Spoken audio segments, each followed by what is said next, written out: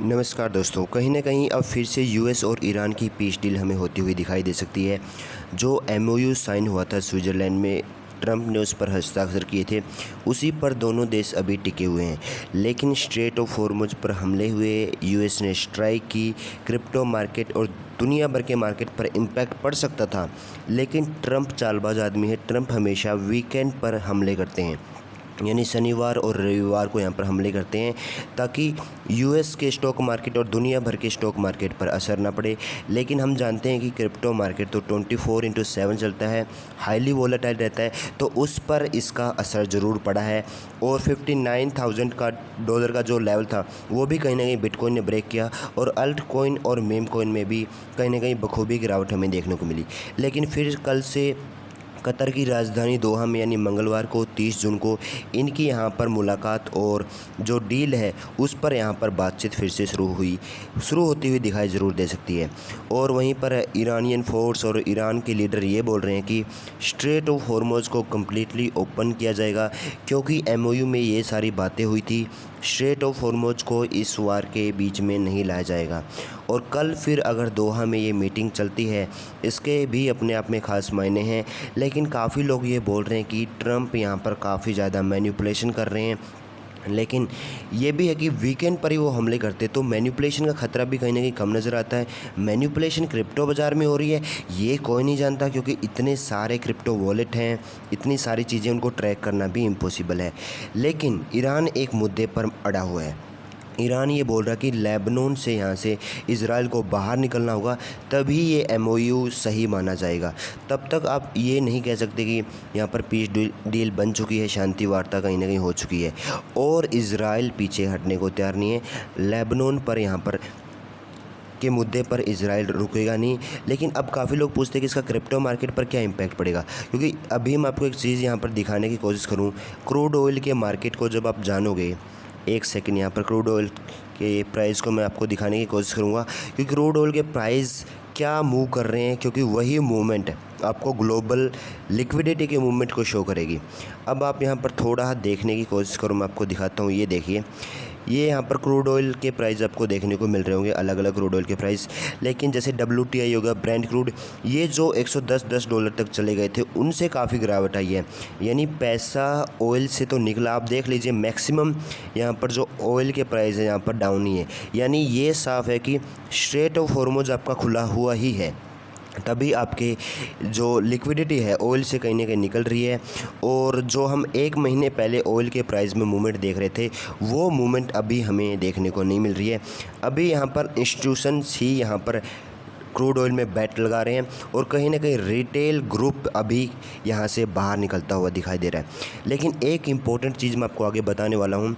अभी काफ़ी लोग कंफ्यूज हैं कि ग्लोबल लिक्विडिटी का पैसा, दुनिया भर का पैसा आखिरकार किस मार्केट की तरफ मूव कर रहा है।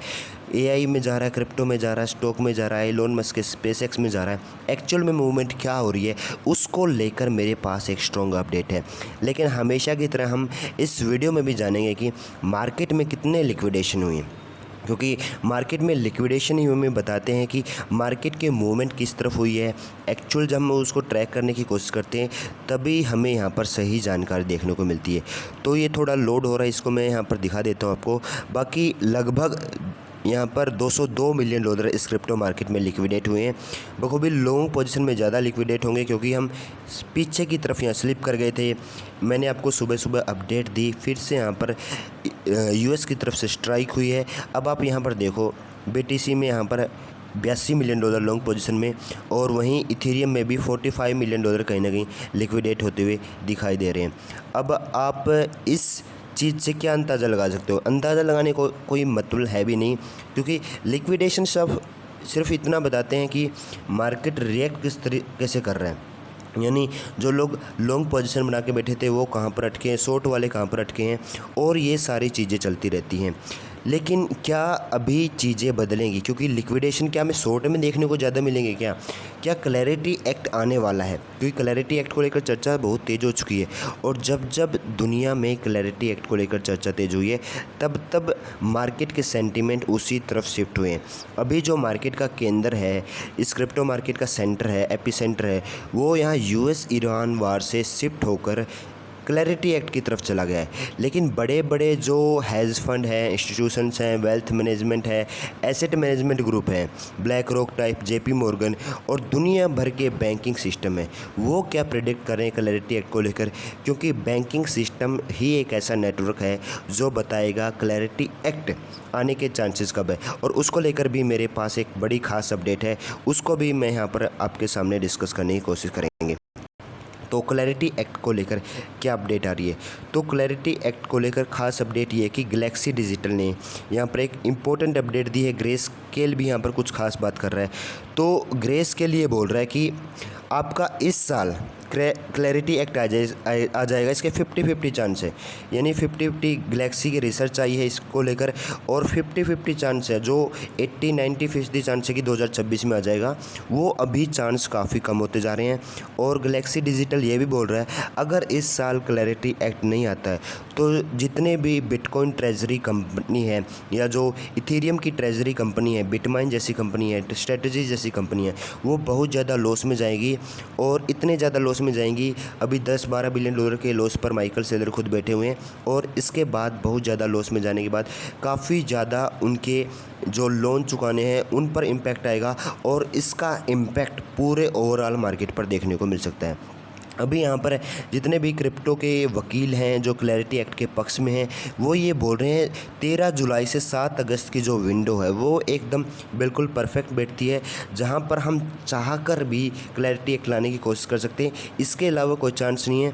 क्यों चांस नहीं है? क्योंकि मैंने आपको पता नहीं कितनी बार बताया, 60 वोट यहाँ पर चाहिए। जब तक आप 60 वोट नहीं लेते तब तक आप इस बिल को, क्लैरिटी बिल को यहाँ कहीं ना कहीं पास नहीं कर सकते।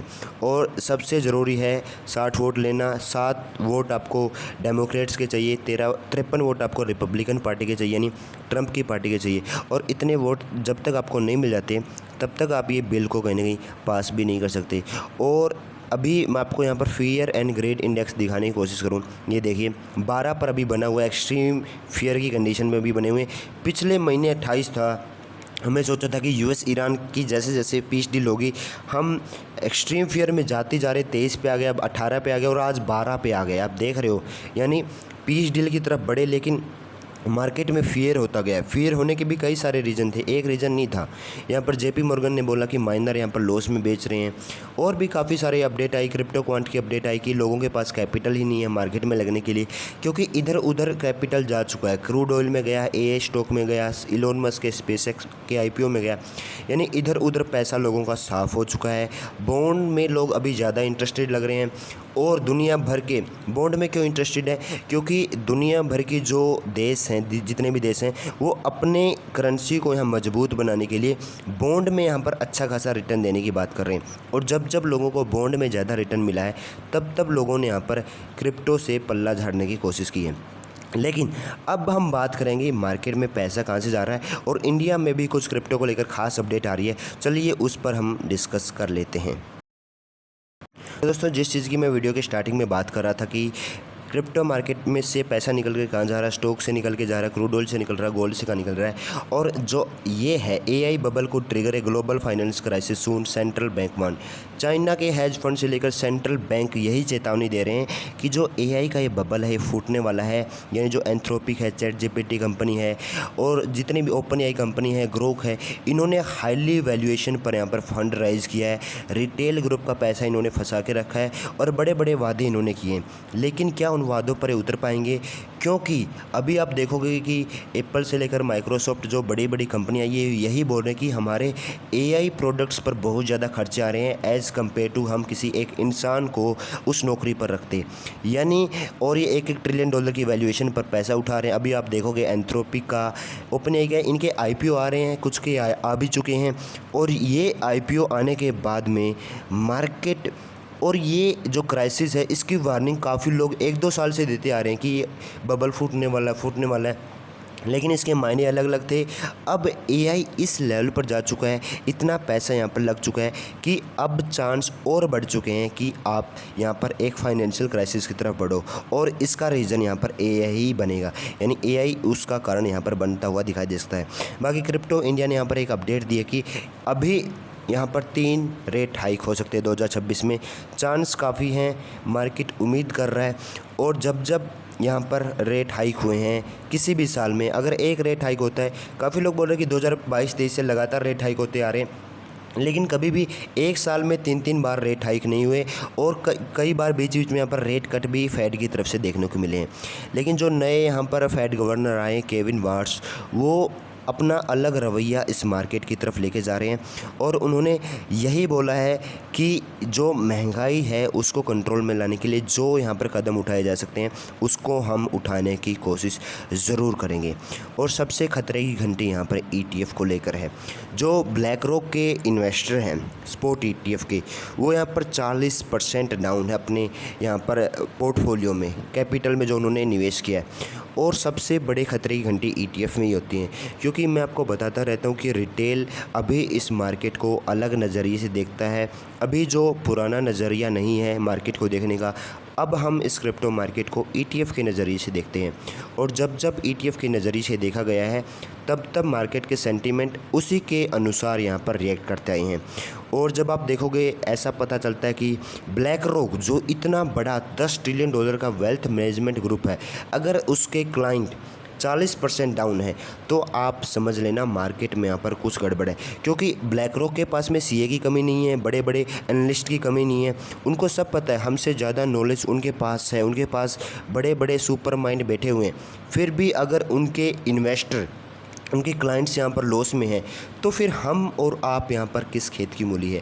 हम और आप भी यहाँ पर लॉस में बैठने की उस कगार पर तो आ चुके हैं कि पोर्टफोलियो 70-80% तक गिर चुका काफ़ी लोगों का। और कुछ लोग ऐसे मीम कॉइन और अल्ट कॉइन में पैसा लगा के बैठे हैं जिनका वजूद भी इस मार्केट में यहाँ पर ख़त्म होता हुआ दिखाई दे सकता है। कोई गारंटी नहीं है, लेकिन क्लैरिटी एक्ट को लेकर मैं अभी आपको एक और पॉइंट बताने की कोशिश करूंगा। लेकिन उससे पहले हम कॉइन मार्केट कैप पर जाकर कुछ कॉइन को स्पेसिफिकली यहां पर एनालाइज करने की कोशिश कर लेते हैं। तो अब हम आज के कॉइन मार्केट कैप पर, और अब आप यहाँ पर मार्केट के हालात देखने की कोशिश करो तो बिटकॉइन यहाँ पर 59 और कल तो यहाँ पर 58,800 के लेवल पर भी चला जा चुका था। क्योंकि जो लोग वीडियो फटाफट देख लेते हैं उस हिसाब से वो यहाँ पर ट्रेड ओपन और क्लोज भी यहाँ पर कर देते हैं। बाकी आप देखो कई बार USDT इथेरियम को फ्लिप भी कर देता है और दूसरा सबसे बड़ी क्रिप्टो करेंसी बन जाता है। अब तो लोग इथेरियम को भी एक स्टेबल कॉइन मानने लग गए हैं, क्योंकि कोई मूवमेंट हो नहीं रही है। 2021 के लेवल से भी आप इथेरियम से यहाँ पर नीचे आ चुके हैं। बाकी मैं आपको एक ख़ास चीज़ यहाँ पर बताने के लिए ये यहाँ पर मैंने इस कॉइन मार्केट कैप को खोला है, और वो ख़ास चीज़ ये है कि क्लैरिटी एक्ट आने के बाद बदल जाएगा। काफ़ी लोग ये सोच रहे हैं कि क्लैरिटी एक्ट आने के बाद एक अल्ट सीज़न या बुल रन आएगा। देखो ऐसा नहीं है कि क्लैरिटी एक्ट आते ही यहाँ पर कोई बुल रन, यहाँ पर कोई अल्ट सीज़न आ जाएगा इतनी जल्दी। अभी आप कॉइन मार्केट पे देखोगे तो कितने कॉइन लिस्टेड आपके अकॉर्डिंग 10 से 12,000 plus coins coin market cap पर लिस्टेड है। और कुछ कॉइन ऐसे हैं जो बिल्कुल बेफजूल हैं, जिनका कोई काम नहीं है, और काफ़ी कुछ कॉइन यहाँ पर यूज़ के लिए भी हैं जिनका कुछ न कुछ यूज है इस मार्केट में। लेकिन बात यह है कि क्लैरिटी एक्ट आने के बाद क्या हुआ। तो क्लैरिटी एक्ट आने के बाद ऐसा होगा कि इस मार्केट से ना 99% क्रिप्टो करेंसियाँ साफ़ होने जा रही हैं, क्योंकि वो एक तो रूल्स रेगुलेशन के अंदर नहीं आएगी। जब उन क्रिप्टो करेंसियों का ऑडिट किया जाएगा तब वो क्रिप्टो करेंसी ना उस ऑडिट में फेल हो जाएंगी। मैक्सिमम सप्लाई आप देखोगे किसके पास होगी, जो मेकर्स हैं, होल्डर्स हैं, उनके पास होगी।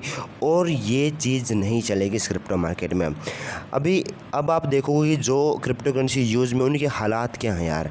अब मैं ये क्रिप्टो करेंसी उठा लेता हूँ XMR करके, अब इसकी हालत देखो। अब मैं आपको दिखाने की कोशिश करूँगा कितना इस मार्केट में गिरावट है। और ये 1-2 साल की बात नहीं है, 5 सालों से आप देखना क्रिप्टो मार्केट अब अलग तरीके से रिएक्ट करेगा। और क्लैरिटी एक्ट आने के बाद बिल्कुल चीज़ें चेंज होने वाली है, आपके पोर्टफोलियो पर भी इसका इम्पैक्ट आएगा। अब आप इस चीज़ को देखिए, यहाँ पर मैं आपको दिखा देता हूँ। मैंने एक कॉइन खोला XMR करके, अब इसकी 1 ईयर में ये देख लेना हालत क्या हो गई है। 1 साल में कितना गिरा ये देखो, ये कहाँ से कहाँ आ गया है। इस कॉइन की हालत देख रहे हो, कहाँ ये $700 पे था और अभी ये $317 पे गिर गया, यानी 60% ये कॉइन गिर चुका है। और इस कॉइन के क्या यूज़ केस नहीं है, यूज़ केस हैं बखूबी। और उन कॉइन की हालत देखो जिनके यूज़ केस भी नहीं है, वो तो 99% तक गिर चुके हैं। ट्रम्प कॉइन देखो, मेलिना कॉइन देखो, इनकी हालत बुरी है। और क्लैरिटी एक्ट इन कॉइन की हालात और बुरे कर देगा, क्योंकि इनके जब ऑडिट सामने आएंगे ना, तब यहाँ पर क्रिप्टो मार्केट और अलग तरीके से रिएक्ट करेगा। दोस्तों मिलते हैं किसी और वीडियो में नई फ्रेश क्रिप्टो अपडेट्स के साथ में। और अगर अभी तक आपने टेलीग्राम पर नहीं ज्वाइन किया है, जुड़ा नहीं है, तो लिंक डिस्क्रिप्शन में मिलेगा, वहाँ ज़रूर जुड़ जाना।